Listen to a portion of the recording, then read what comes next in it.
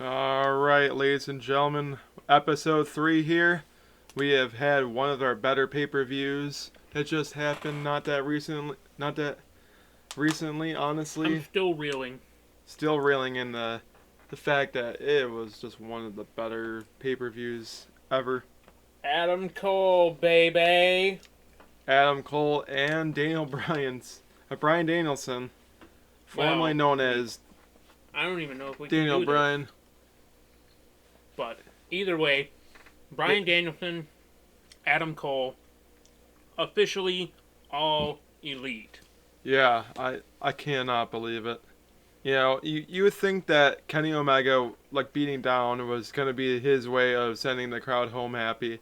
Then he's like, well, people previously dead. Adam Cole comes out. You think, okay, maybe he's gonna turn on the Elite. Nope, he joins up with the Elite and gets the super kick to Lucha Jungle Boy, Jungle Boy, Jurassic Express, Lucha Brothers. and then there was still a beatdown between them and all of the Jurassic Express and Christian Cage. Then, surprisingly, Bryan Bryan Danielson comes out and saves the day, where he joins up with Jurassic Express and Christian Cage, and kind of teases up like a potential Elite versus them, versus Jurassic Express, Christian Cage, and Bryan Danielson. Blood and guts between Bryan Danielson, Christian Cage, and Jurassic Express versus the Elite. Make it happen. Yeah, I think it would be a really good match. Be a great match. Because honestly, you gotta utilize Adam Cole and Bryan Danielson to the best of their abilities, and I think the best of their abilities would be to have them go up against each other in the original War Games style match. Now, I tell ya, wow, what a night it was. Again, Adam Cole and Bryan Danielson show up. Kenny Omega does end up retains against Christian Cage. And honestly, you can't win them all, Christian. I mean, Christian Cage has been lights out ever since his return back to the ring after 7+ years. I honestly think that he's showcasing that he was definitely destined to be a better champion outside of WWE. Yeah, I know he's a world champion with Impact Wrestling, but it would have been nice to see him hold pretty platinum and hold that nice AEW world title. But honestly, they get the win already against Kenny Omega on Rampage was enough to start off his career in the right way. But I honestly think that having him as a two-time a double champion would have been better for him going forward, instead of Omega holding that title and a AAA Mega Championship. Well, that's the thing though too. And speaking of Christian being Impact World Champion, he can't let his mind. He can't let Ace Austin slip through his grasp. He cannot lose focus of Ace Austin, because at Victory Road on September 18th, Christian Cage goes one-on-one with Ace Austin for the Impact World Championship. Ace Austin vying to become the youngest Impact World Champion in history. Mm-hmm. And if I'm Ace Austin, I wouldn't even let my guard down for Christian Cage, because Christian Cage is just going to bring the house down. He's going to come at Ace Austin full force, full adrenaline, full just... Christian Cage is going to let out an all... Christian Cage is just going to go right at Ace Austin. No strings attached, no BS. Christian Cage is going to take it to Ace Austin, but Ace Austin has got to go in there and take it to Christian Cage. So, yeah, do we see a new world champion after Victory Road, or does the road never end for Christian Cage as Impact World Champion once again? I don't know. I think it's too early for Christian Cage to lose the title right now. I think that Christian Cage should probably hang on to the title a little bit longer. Not saying that, Ace Austin can't eventually be a great champion. I think, you got to build him up as with a different road, honestly. I don't know if he's a X Division champion or ever won that title, but I think he He should. was he is a former he's a former two-time X Division champion. So he's certainly on the right career path with Impact Wrestling, but I don't know. Is it his time to be the world champion? And who's to say he couldn't become tag team champion with Madman Fulton? Honestly, I think right now it would be the better chance for him to go after the tag team titles, even though the Good Brothers have been just a dominant tag team in AEW and also in um, Impact. Impact. But the Yeah. thing is, I honestly think that they should get better opportunities for those Impact tag team titles. Now, as far as Ace Austin going after Christian Cage is a whole different ball game and a whole different kind of wrestler than Ace Austin is. Yes, I know one's younger than the other, but the thing is, Christian wrestles like he's like 24 years old half the time. The man is Yeah. ageless. Yeah, he shows a little bit of slowing down, honestly, but I really do think that he's going to, find the best way to go into that match and just, you know, let it all out, no pun intended, all out on the mat and go up against Ace Austin. And I honestly think that Christian Cage might leave Victory Road still as the champion. Nothing against, other guys going up against him, but like, I think the best one to dethrone Christian Cage for that title might just be Sami Callihan. And I hate to I say would it, love to see it Callahan would as be the nice. world champion It would be again. nice to see him win it again. I just think that Impact really isn't doing much with him as of right now, but doesn't mean that the opportunity won't be there for him to eventually get that title Yeah. back. And I just think that he might be the only one that I can think of right now that would be the best one to dethrone Christian Cage for the Impact World title. Now, another thing about Impact Wrestling, and we're going to briefly talk about Impact Wrestling, then we'll get back to the AEW talks. But Impact Wrestling is going to have quite possibly a great. Not that Ace Austin and Christian Cage won't be a great match in and of itself, but another great match on the card for Victory Road that has been confirmed on the last taping. Chris Saban versus Josh Alexander for the X Division Championship. Chris Saban looking to capture his record ninth X Division Championship. Can he dethrone Josh Alexander? The thing is, Josh Alexander has been looking really good as the X Division Champion lately, and even then, Josh Alexander stood his ground not only as a professional wrestler, but as the X Division Champion, as a great professional wrestler.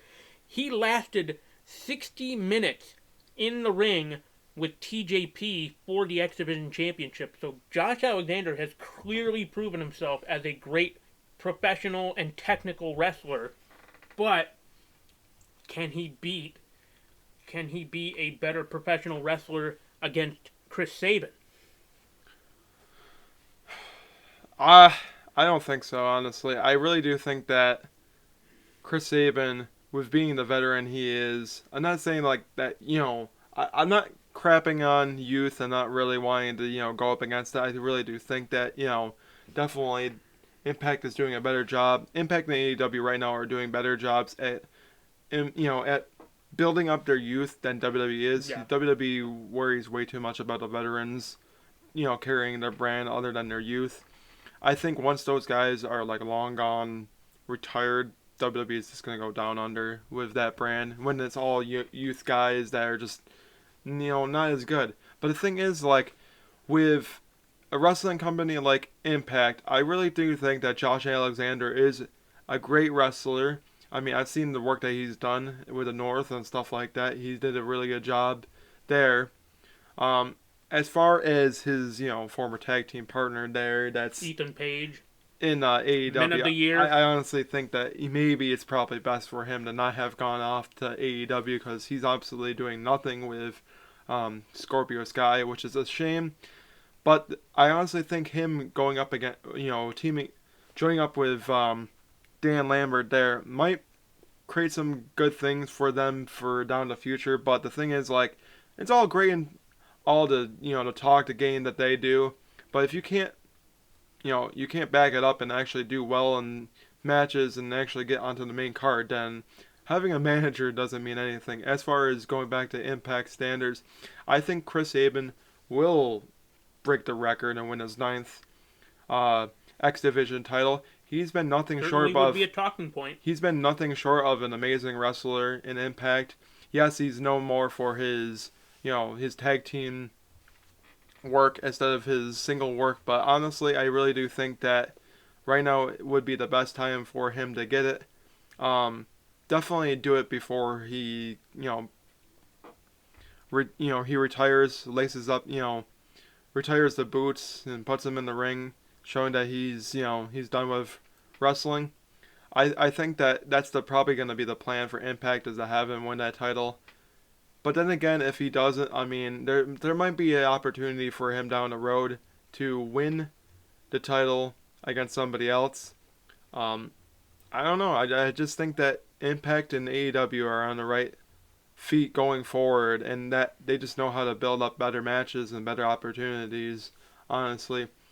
And as far as the new opportunity, man, I tell you what, this match was getting good. Amazing. Was getting good. It felt like one of those, like, you didn't know who was gonna win type of matches, but you kind of knew that, like, the outcome was gonna be possibly a new champion was gonna be crowned. I will say, though, the only thing I would have changed about the match is that don't have that many false finishes in the match.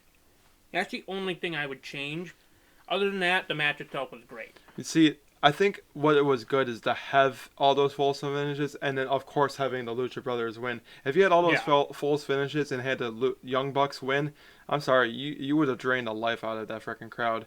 As soon as they came in and saved, and kicked out and saved the win, do you hear that crowd basically go from they were kind of looking like they were getting bored to, like, oh shit, we might actually have some new tag team champions type of thing. And honestly, that's what AEW doing that was the best thing for AEW to do, because if you're a newish company and you're trying to go up as much as possible, you don't want to have like a WWE type of thing, like, okay, we're gonna have all these false finishes and then have the champs retain, because that would be such a WWE thing to do. And then that's when they would say, bullshit, or we want a refund, type of thing. You don't want that for AEW. So to have the Lucha Brothers win the tag team champions in good style was great. Yeah, it got a little gory and a little bloody towards the end, but honestly, I think it was great for the storyline in the sense that, the Lucha Brothers have been there basically from the start, and I think it was the right time for them to be the tag team champions. They've been nothing short of an amazing tag team. The things that they do in that ring are amazing. Yeah, okay, I have to rant for a sec. Yeah, I get it, yes, you have all these independent wrestlers, and yes, all they do is the flippy doos and all that other crap. But let me tell you something, if you give it a fucking chance and watch it and enjoy the wrestling, I get it. They're not really developing the characters as much. They're not really caring about too much about that. The storylines aren't, as story-driven as any other promotion. That doesn't always matter. Let me tell you something. It doesn't matter. What matters is that they put on a really good match for that freaking crowd, and a sold-out crowd in Chicago. And honestly, the Lucha Brothers winning it in a steel cage match, even though it looked more like a half Hell in a Cell type of cage than anything. But like we said, I think the real reason why that is because it was a tag team match, and they wanted to have a little bit more room to, move around the ring if possible, which kind of worked for what it was. But the thing is, like, the Lucha Brothers winning right then and there made the most sense, and I'm glad that they did have a lengthy match. It was not like one where it lasted maybe 15-20 minutes. It felt like it was at least a half hour, if not like 35-ish minutes that was going on. It was a great fight feel. There was a lot of good moments, a lot of high spots, a lot of low spots. Yes, there was a lot of false finishes, but I think the sense of how they directed and got to that finish. Yeah, I guess that you could say, yeah, the finish of the match, or the way that it got to the finish of the match could have been better. But honestly, I like the way that match went. I think it was the right decision to have the Lucha Brothers win. Yeah, I get it. The Young Bucks will probably want a rematch, and they'll get it eventually. But the thing is, like, there's so many other great tag teams that you can have Lucha Brothers go up against. But the thing is, what I would like for WWE, or not for WWE, but for AEW to do is maybe get some more tag teams for that division, because it just seems like it's always the same ones going after the tag team titles as much as Yeah. possible. Yeah, would I like to see Private Party in there? Yes, I would. I think that they're a tag team that deserves it. Would I like Top Flight? Yeah, I think I would like Top Flight in there too. As soon as Dante Martin's brother becomes fully Yeah, healthy, Darius. I would like for them to get a shot. Um, Maybe Eddie Kingston and John Moxley. I Yeah. mean they've developed that tag team into a lot. Of Who's course, to say Darby Allin and Sting couldn't get an opportunity at one point? what I would also like to see happen, yes, Darby and Sting. Honestly, I think they're a tag team that could eventually fight for those tag team titles. Um, that's the only thing I'm downplaying. Like, this is a company that wanted to care so much about a tag team division, but as of late, I really haven't seen it. And Yeah. this is probably the first time I'm gonna say, kind of crap on AEW. If they're doing anything wrong right now, is you got to start developing more of these tag teams, not the ones that like you already know that are great, like the Young Bucks, like the Lucha Brothers, like Private Party, like Jurassic Express. Jurassic Express has literally been on every single week. And I think they're also another tag team that deserves an opportunity to go after the tag team titles, because we talked about it on last episode, and we talked to each other about it, that I think that they're a tag team that just keeps on getting crapped on. They're a tag team that really deserves to get after those tag team titles eventually.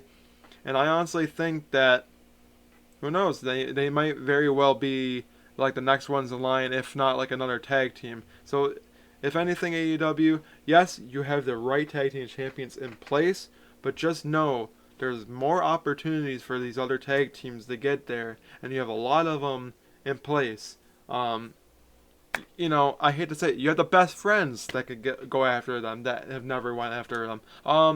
I hate to say it, no offense to Frankie Kazarian, but you really should have him team back up. Or the Men of the Year, the Men of the Year could go after the tag team titles. Like, there's so many other tag teams out there that are just not getting opportunities. Like the Men of the Year, what have they literally done ever since like becoming a tag team? Yeah. Absolutely nothing. All they've been doing is getting involved. I mean, even 2.0.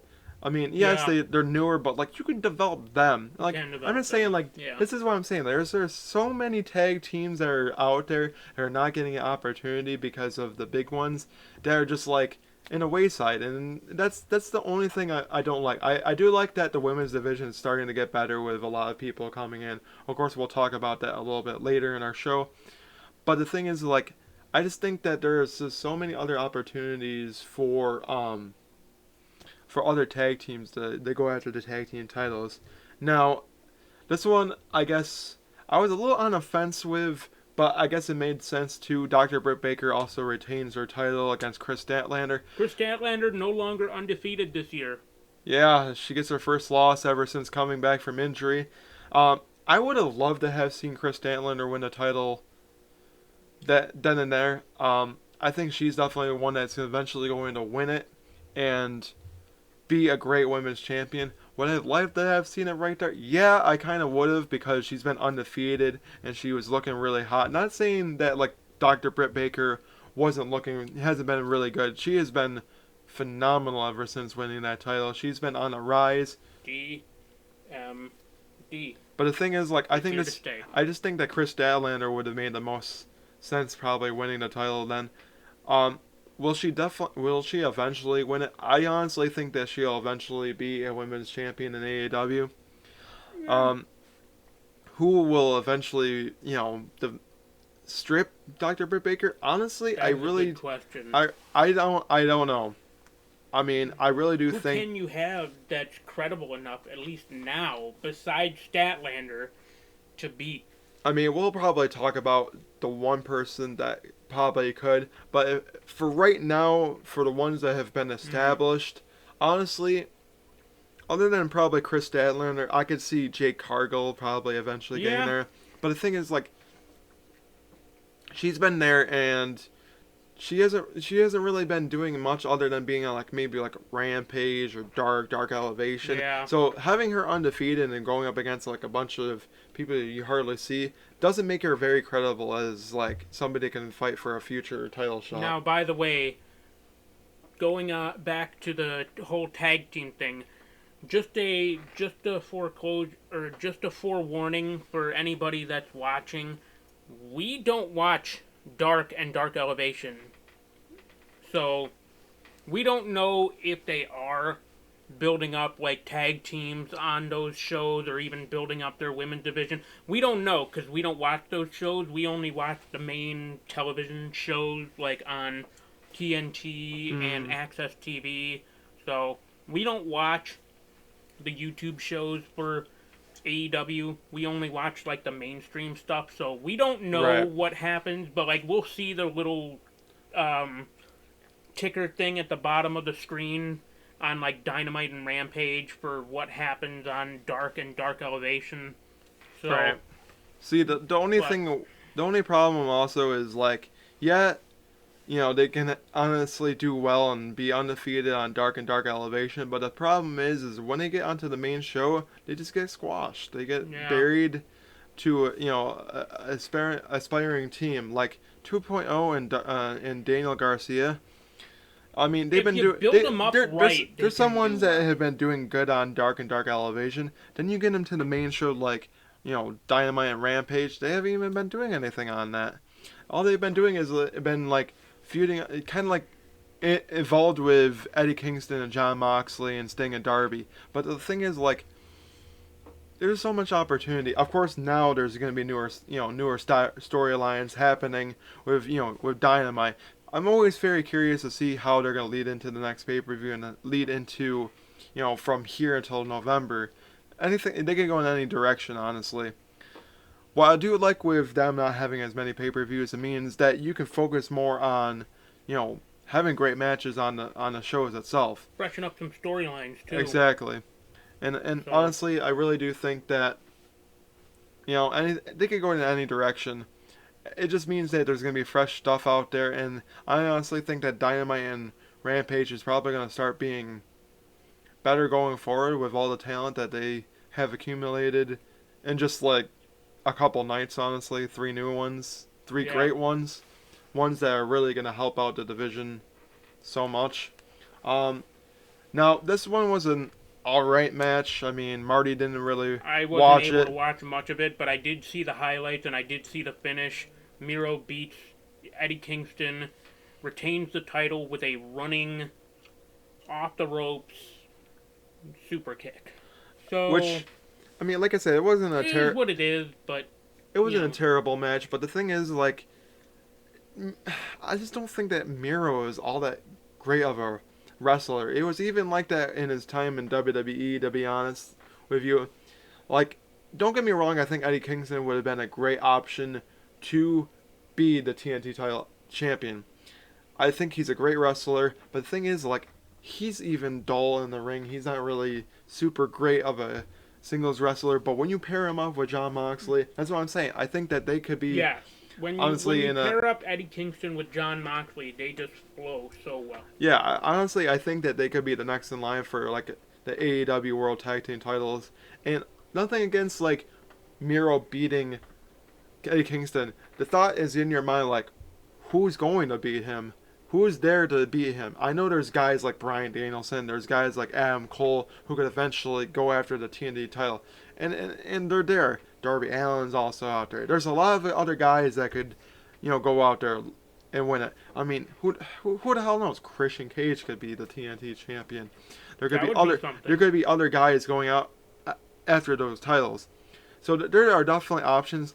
But the thing is, like, Miro has literally not gone up against the best of the opponents for the TNT title. Yeah, I think I you can need to agree start with that. having him go up against better opponents, ones that are going to challenge him. I'm not saying that Eddie Kingston didn't give him a challenge, because that match, yes, he did kind of give him a challenge, and he had to fight a little bit harder than he has in the past with other guys he's gone up against for that title. But the thing is, like, Miro's got to have somebody that's going to challenge him. And honestly, who knows? You know, CM Punk could be also a guy that could go after that title. To And know, speaking of CM Punk, beats Darby Allin in his first match in over 7 years. It was worth the wait. yeah, it was worth the wait. I mean, of course you're going to have him win in Chicago. I mean, CM Punk, Chicago, win. CM Punk plus Chicago equals win, better yet. Because nothing, I mean, it kind of derails Darby a little bit, not gonna lie.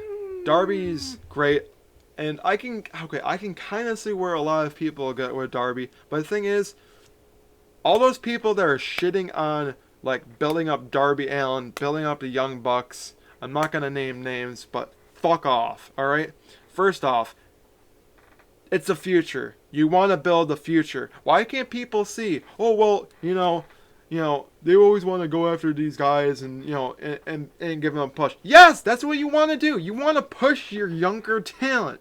That's what you want to do. People nowadays, the older crowds nowadays, I was like, well, why would we want to push like some freaking punk ass son of a bitch like Darby Allin? Because he's your future and he's somebody that's gonna build your company for the future, like MJF, like Dante Martin, like Darby Allin. You want to build for these guys that has success for the future. Not like Christian Cage, Chris Jericho, guys like that aren't gonna be there forever. Same thing with Paul White. They're not going to be there. They're just there to help elevate the young talent. Yeah. Which is the difference between elevating and burying. They are not burying the young talent. They are simply elevating the young talent. Right. Big difference. Exactly. And the thing is, like, honestly, it just... Now, this next match, on the other hand, could kind of be qualified as burying because Paul White beat QT Marshall in essentially a squash match. Yeah. And I would have been okay if they didn't put this match on the all-out card, but what are you going to do? Right, exactly. And then Moxley beats Kojima. And quite frankly, that was an okay match, but what happened afterward? Suzuki Gun Ichiban. Minoru Suzuki appears after the match, setting up a potential Moxley and Suzuki match for Dynamite tomorrow night. I mean, it's not potential. It's going to be happening. Yes, we were recording on a Tuesday, so this is going to be uploaded, right before Dynamite happens, which, I honestly think that Moxley and Suzuki will tear down the house on Dynamite. We'll have a really good match. But the thing is, like, wow. Moxley, yes, he beats Kojima. But the thing is, like, having him going up against these New Japan Pro Wrestling stars, yeah, I think it's great and breaks down the Forbidden Wall. Don't get me wrong, but Forbidden door is opened. What are you really doing with Moxley right now, other than having him go up against these New Japan Pro Wrestling stars? Well, to be fair, Moxley is a glorified New Japan talent, so having Moxley go up against these established veterans in New Japan kind of works for him, but also kind of doesn't, because he was an AEW superstar long before he was signed to New Japan, so... Like, come on, like... But to be fair, he won the IWGP United States Championship long before he ever won the AEW World Championship. So, if we're gonna do anything, you might as well piggyback off of his success from New Japan, as well as build him up as a established guy in AEW. Right. So, I mean, you kind of want to build him up as that next great talent. I mean, but it's not to say that Suzuki and Moxley are not gonna deliver tomorrow night. Oh yeah, they definitely will deliver tomorrow night. Don't get me wrong. They better deliver, otherwise the fans, including myself, are going to be pissed. I mean, honestly, Moxley's probably gonna get the win in his hometown. There's no ifs, ands, or buts That's about it. another thing about AEW as well. If they know you're performing in your hometown, almost always they will give you the win, Right. as opposed to WWE. Oh, you're in your hometown? No, we're gonna have you lose. I mean, don't get me wrong. Like, it would be cool to see Suzuki probably win, but I really do think that Moxley's gonna get the win. But it's just like, honestly, like, it would be nice to see him even go back up against Kenny Omega, or like somebody else going after Kenny Omega. Like, that's a big question too. I have, like, I know we didn't really have that too down too much, but like Kenny Omega, you know, keeping and retaining a title, like who's possibly the next in line for him to possibly lose that title to? Like, Is it Hangman? Is it Punk?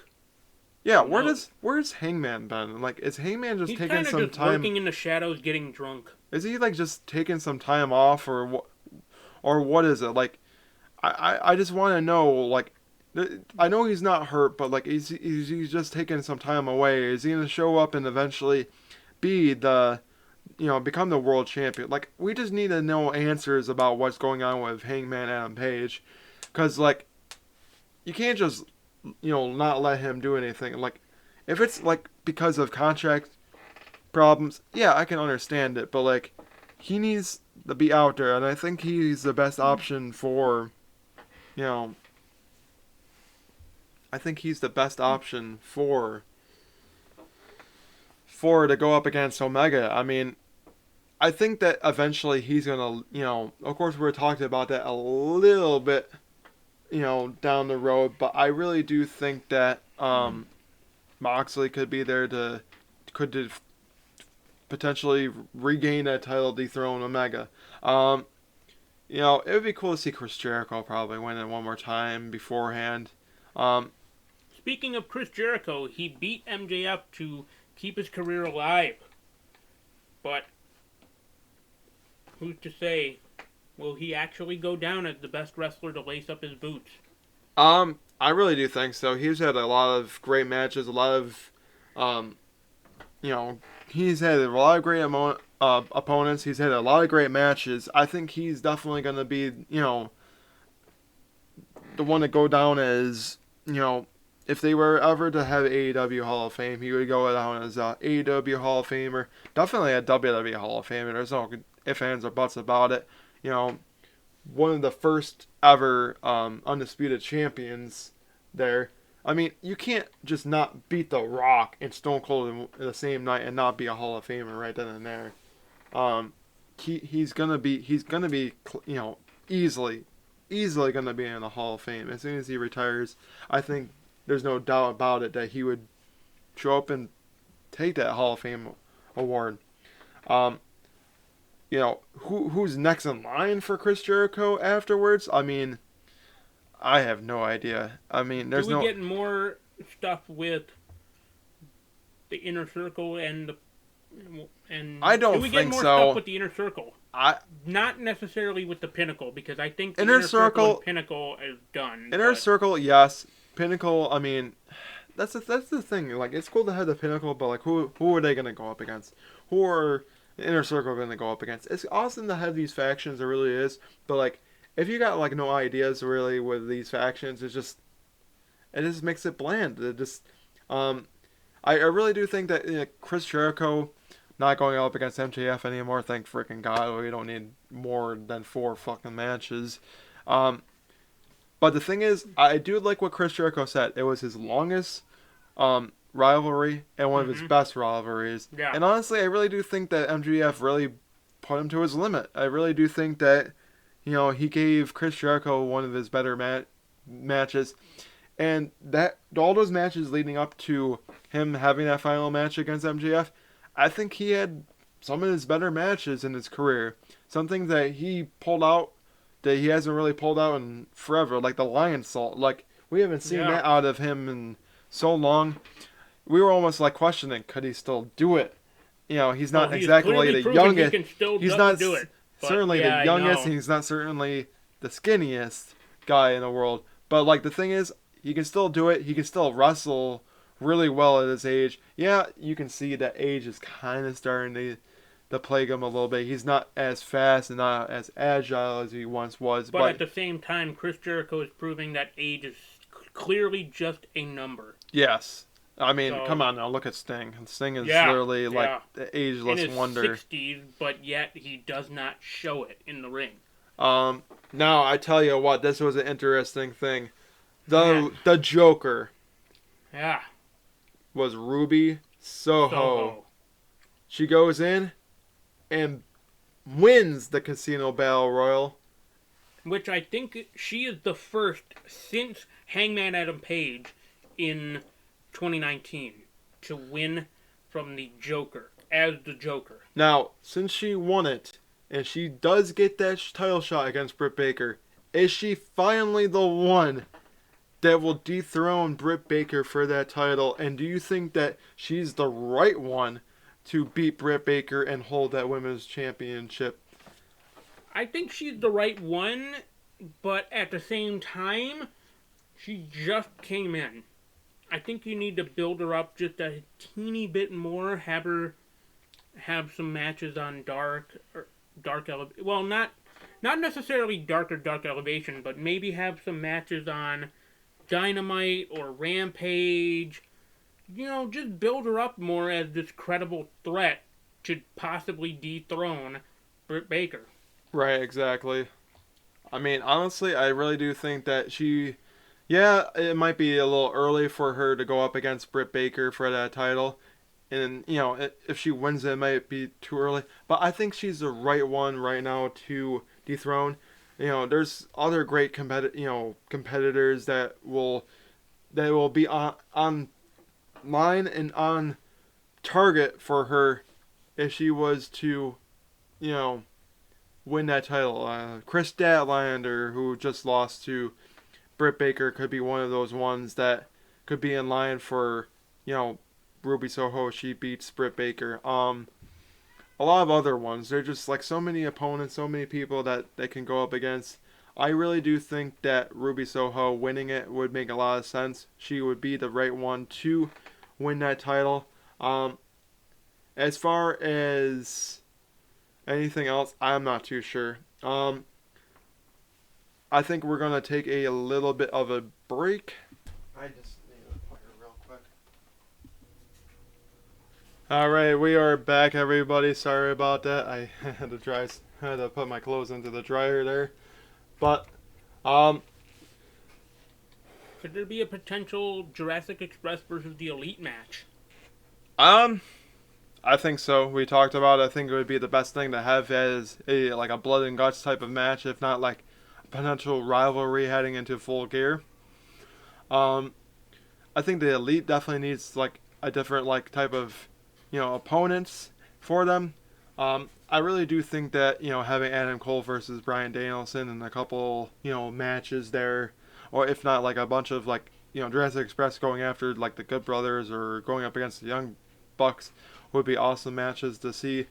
I really do think that having a potential blood and guts match, which is I think what 4 against 4, or is it 5 against believe 5? it was 5 on 5. Well, the thing is that the Elite has 6 people technically. So you would need 2 more people. I mean, besides. I guess technically Frankie Kazarian could be there with because he is he is the Elite Hunter. So to have him team up with Jurassic Express, Bryan Danielson, and Christian Cage would make the most sense. I would love to see it. I think it would be a great match. If not, have a like a stadium stampede type of match. Even though you're not in Daly's place to really do that, so you can't really have that stadium stampede. I think it was a cool idea, but I honestly don't think that's gonna be a thing that you're gonna see at a pay-per-view too much anymore because you're not in a Daly's place, and I don't think they're going to be for a while. Yeah, don't get me wrong, you could have a pay-per-view back in the Daly's place in Jacksonville, but the thing is I honestly think that those two tag teams, those two factions probably going up against each other would be really cool. You got to do something with Frankie Kazarian. He hasn't really done much ever since breaking up SCU. SCU. Yeah. I really do think that, like, having him, like, don't get me wrong, I think Christopher Daniels didn't really want to wrestle too much anymore, but, like, having He him... knew he was getting up there in age, and even then, he's the head of talent relations for AEW. He probably wanted to focus more on Right. being the head of talent relations as opposed to being an in-ring competitor. Right. Honestly, it just sucks to have him, there. I really do think that he's a great singles competitor, but you gotta do more with him. Like, have him go after a title. Have him, build up. Like, don't get me wrong, having him going up against the Elite and saving, people's asses when the Elite's evolved is great and all, but, like, do something with it. Like, have 5 against 5 type of action against each other. It would be cool to see. I mean, don't get me wrong, I think that it'll eventually lead into something, there, but, like, I just honestly think that you guys start doing something with him, and I think that having the Jurassic Express teaming up with, those three against the Elite would sell tickets, be a great match to see, make people happy, honestly. To see the Elite lose always makes me happy. I'm kind of sick and tired of seeing them at this point. I'm kind of sick and tired of even Kenny Omega holding the title as long as he did. Don't get me wrong, I honestly think that he might honestly have him hold it over a year The Elite at this has point. what you call go-away heat, or even change the channel heat, to where you don't want to see them anymore. You really don't, honestly. And, like, don't get me wrong, I think that they're great. I think Kenny Omega is nothing short of, like, an amazing guy. But, like, having him as a heel, like, shut the fuck up. Like, I hate to say it, like, Yeah. you're just so annoying. Like, yes, we get it, you're good, but, like, you don't have to fucking just, like, pout and Well, same say... with Don Callis. Don Callis, why don't you go back to being a used car salesman? For crying out loud. Like, do something. Like, gosh. Like... And speaking of that, though, is AEW slowly becoming the company that brings fans back to wrestling? Yeah. And will it be the place that every free agent... Now, that I don't know for sure. Will it be the place that every free agent goes? Maybe a few free agents might go to AEW, but I wouldn't say every free agent. No, I think it's going to be the one that draws a lot of the free agents. Not every free agent, but I think it's going to draw a lot of free agents. I think some free agents might just go to, like, an Impact or an NWA or even a New Japan. Like, there's so many different avenues and, that a lot of these free agents can go. Right. But I don't think AEW is, like, everybody's go-to. I know it's a lot of people's go-to, but I don't think it's everybody's go-to. No, I honestly think that AEW is going to be the place that, yeah, it's definitely going to bring the fans back. Fans are getting excited about seeing, true wrestling again, and they like, seeing this kind of wrestling. That's what's making AEW also sell at these buildings. Bringing the fans are back. They're invested. They finally have a company that they've been wanting to have for like 20 plus years now. They've been wanting this. They've been wanting something different, not something that you're gonna just like, why am I seeing the same match like 20 million freaking times? Why are we getting like another? Why do we keep on getting Roman Reigns and Brock Lesnar? Why do we keep on getting John Cena coming back? Why do we keep on having all these guys coming back and rehashing? Why is Goldberg still on my screen? Yeah, why is Goldberg not? Why hasn't he retired? Or honestly, I'm shocked that WWE hasn't gotten to the point where they're like begging Undertaker to freaking come back. Because if that happens, you can just kiss goodbye to any like younger opponent. Like, I'm glad that he is finally just like said, he's done after 30 plus years. But don't be shocked if WWE and Mark Calloway, aka you can't say no to money for too long. Look at what happened to Shawn Michaels. Yeah, Shawn Michaels Shawn Michaels came out of retirement for that blood money paycheck. Yeah, exactly. He teamed up with Triple H, and then had the Brothers of Destruction against DX, which I say blood money because the event happened in Saudi Arabia.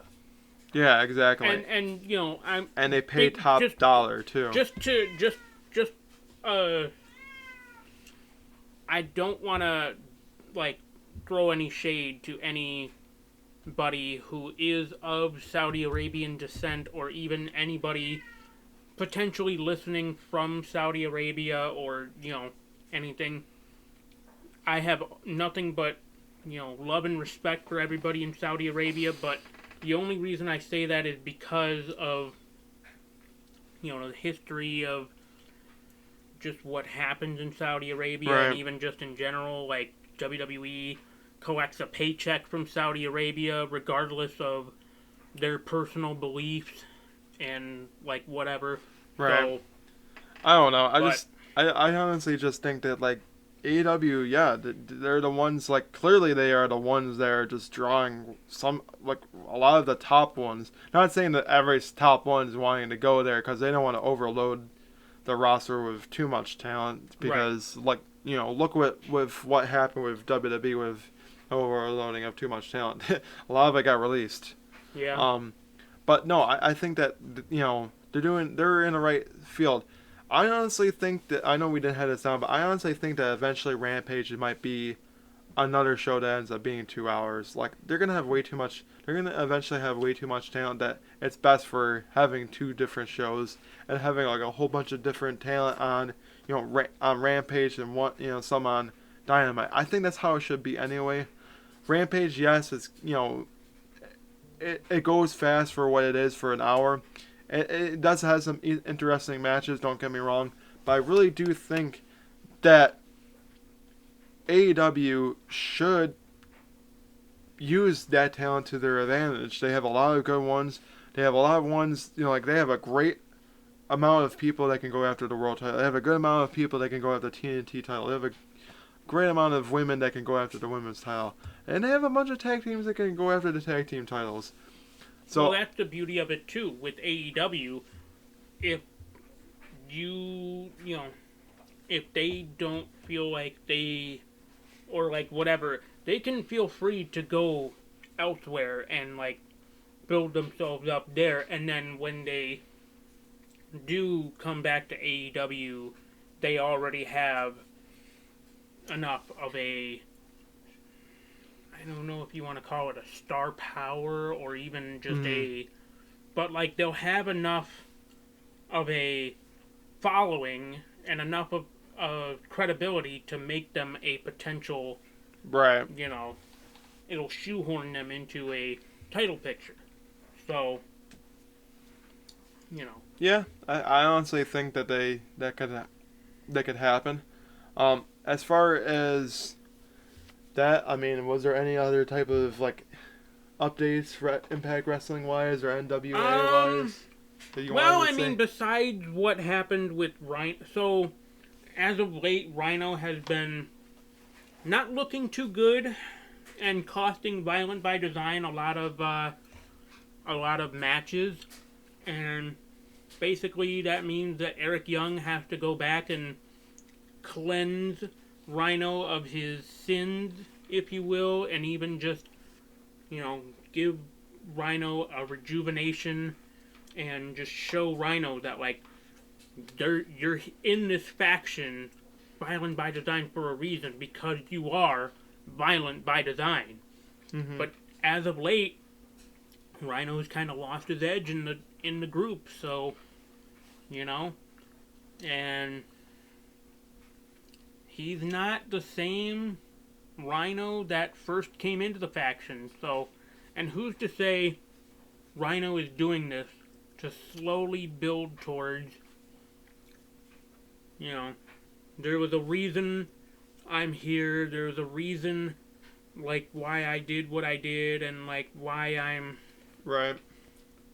and Heath, formerly Heath Slater, comes up. Because I've always wondered, like, I've been wondering, what happened to Heath? Rhino won the Call Your Shot Gauntlet at Bound for Glory last year, and the stipulation was that if either Heath or Rhino won the Call Your Shot Gauntlet, that Heath would get a contract. The thing is, I knew that Heath went down with an abdominal tear, so that kind of delayed his contract signing, but at the same time, he should be back.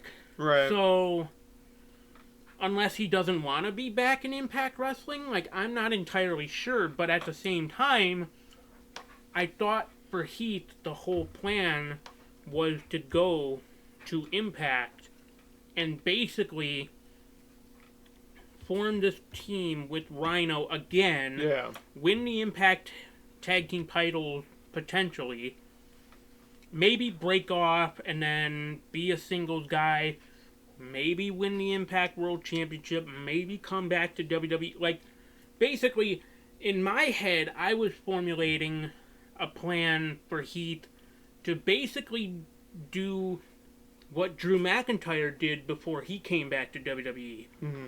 Basically, just do a run of the indies, show up on Impact, take a world title from here, take a world title from there. Right. Basically build himself up to prove to WWE, like, hey, you guys screwed up in releasing me, and I'll show you why.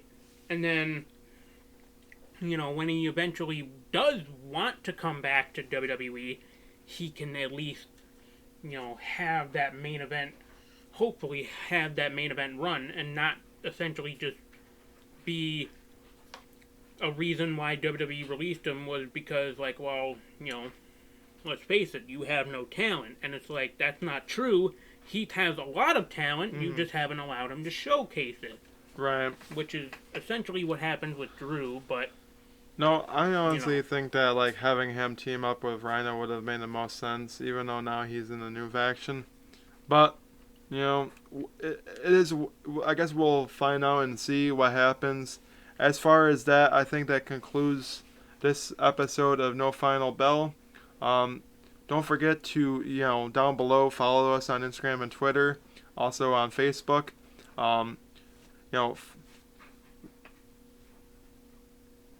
Right over there. Don't forget to watch The Seal. It is coming October 8th. Also, to our left over here, it is Tinkle Sports and Entertainment. We have other shows. Beyond Half Court is the basketball program. Very soon, and I mean very soon, Tinkle Sports Talk will be coming back. As we will be talking about, the football season coming back up. As far, also with, the Cowboys and Buccaneers, who are our thoughts with that and stuff like that. This so is also, not related, but we are going to the Week 1 football game that is happening between the Buffalo Bills and the Pittsburgh Steelers. Mm-hmm. So, definitely looking forward to that. Looking forward to that. I already have my Pittsburgh Steelers watch band on.